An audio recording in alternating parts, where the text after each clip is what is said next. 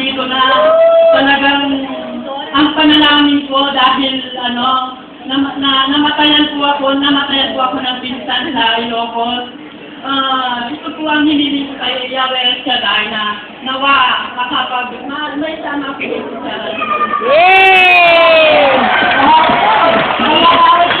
yung nagkakayaran na akitan ko, kasabunan. Kung yun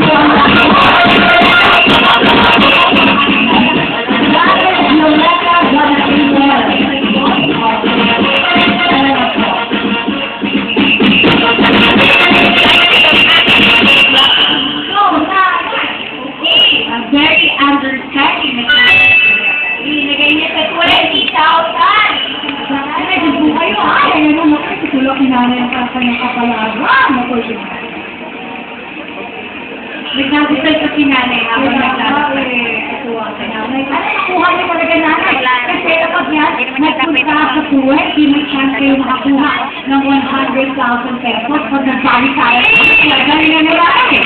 Masahin pa uwi na kayo. Okay.